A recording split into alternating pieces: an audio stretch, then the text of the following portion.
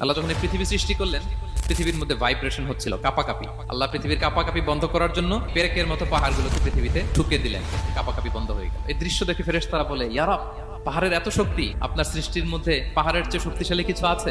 আল্লাহ বললেন আছে। সেটা কি? আল্লাহ বললেন সেটা লোহা, কারণ লোহা দিয়ে পাহাড় কাটা যায়, ঠিক কিনা? লোহার কথা শুনে ফেরেশতারা অবাক।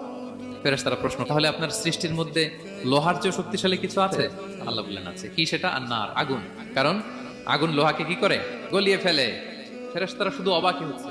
ফেরেশতারা বলে, আগুনের চেয়ে শক্তিশালী কিছু আছে? আল্লাহ বলে আছে, আলমা, পানি। কারণ আগুনে দাউ দাউ করে জ্বলে ওঠা আগুনের মধ্যে পানি দিলে আগুন অস্তিত্ব হারায়। ফেরেশতারা শুধু অবাকই হচ্ছে। তারা বলে, তাহলে পানির চেয়ে শক্তিশালী কিছু আছে? আল্লাহ বলেন আছে, রিহ, বাতাস। কারণ বাতাস পানিকে একদিক থেকে আরেক দিকে নিয়ে যায়। জলের মধ্যে বায়ুর উচ্ছ্বাস লাগলে জলোচ্ছ্বাস তৈরি হয়, ঠিক কিনা?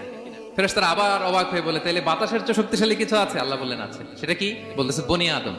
ওই মানুষ শক্তিশালী যে গোপনে দান করে, এত গোপনে যে ডান হাত কি দান করলো, বাঁ হাত সেটা টের পায় না। পড়েন সুবহানাল্লাহ।